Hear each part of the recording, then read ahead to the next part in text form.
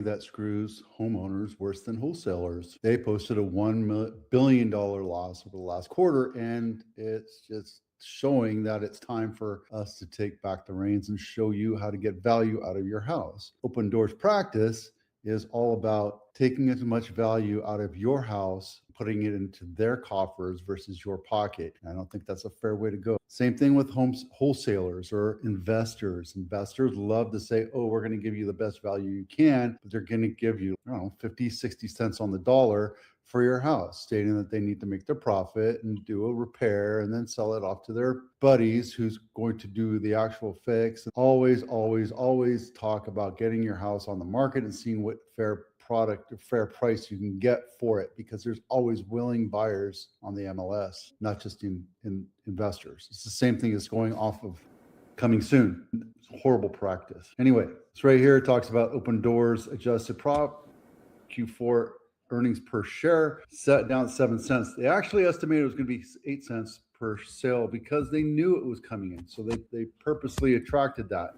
Net loss widened to 896% or 1.1 billion as home sales dropped to 442, almost 2,000 units. So they buy on discount and they try to sell at a premium or at market rate. And that's their business model, just like everybody else that's in a business, any kind of business, right? You buy a car, you buy it as low as you can and try to fix it up and sell it as high as you can. Stocks the same way. I get it. I just don't like their hedge fund mentality because it screws a lot of people out of a lot of money out of their house that should have been theirs. Probate sales, we're always doing probate sales. Getting your house ready to sell is important. Get it on market, get it pretty, get it empty, get it clean, and get the stink out. And yes, when you lived in a house for 50 years, your house is going to smell funny to buyers. So let's clean it up, present it a lot better, and get it on market and get you that 90 to 100% of market value instead of the 60% that Opendoor or investors would offer you.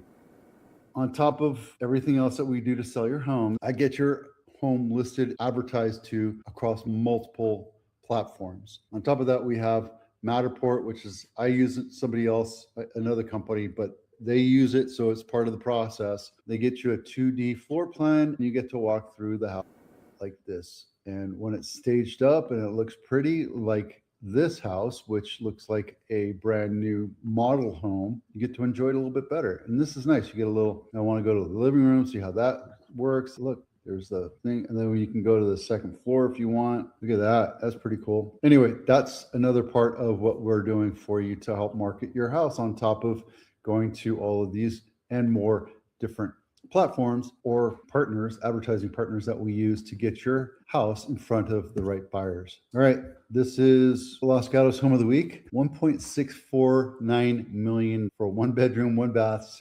764 square foot house. It's not even the lot is that big. It's not anything. I don't know. I don't know what you can do with this. That's the thing. I just don't know.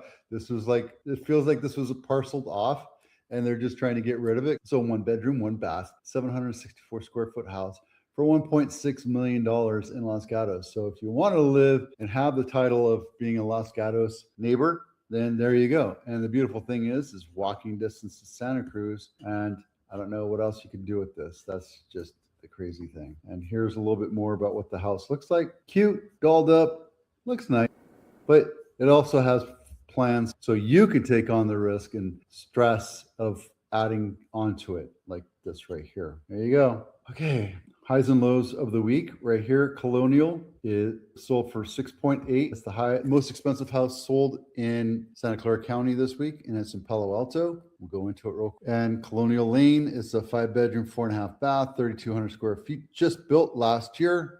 1 day on market, sold. That means they already had it on market. And then they wanted to confirm that they had it sold before they did it. So, when you have a home like this, it doesn't really sell within a day. It sells before it actually goes on market. And they got the number that they wanted and they lowered it so that they can make their numbers look good. And then the next one is the lowest sold house in Santa Clara County, which is in San Jose on 5th Street, sold for $800,000, a 2-bedroom, 1-bath, 1,300 square foot home built in 1920. It's 105 years old. Imagine that. Let's take a quick look inside. Oh, nice. It's Craftsman. It's pretty. I like that. I like the Craftsman style houses.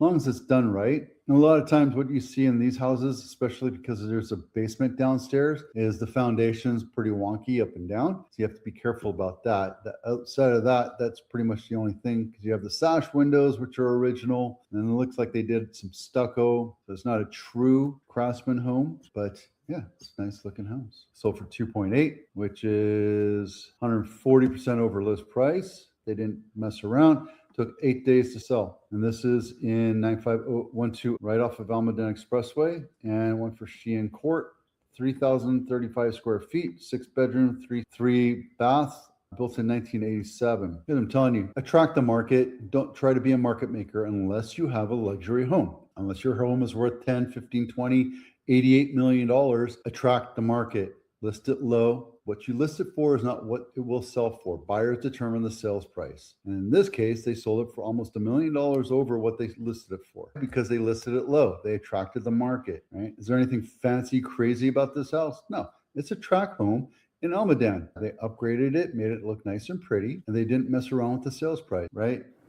What they did is just said, let's see what the buyers are willing to buy. They probably had 20 offers on it, as opposed to this guy right here who said, my house is worth $1.4 million because the house 10 miles down the street 6 years ago sold for $1.4 million. Took almost a year to sell, 9 months to sell. Standard 3-bedroom, 2,200 square foot house, and it's a funky dome type shape house. The only thing you have is 25 acres that you're selling, built in 2017. Look, buyers are willing to pay what they're willing to pay, right? And buyers come in and say, let's just see what happens. And this is off of Pacheco Pass Highway, you know, that thing right there. And it's never a fun thing to travel every freaking day. I wouldn't want to do it and try to list your house for $1.4 million. I mean, maybe they thought for sure it could have been, but don't be a market maker. Attract the market. Got to tell you, that's the easiest way to do it. So far, we're $6.8 million, and that's 6.9 is the average for the year so far, and 131% over list price, the highest list price right now. And we have 923 active homes for sale. We need to be at about 2,000 to be an active, balanced market. It's not going to happen this year.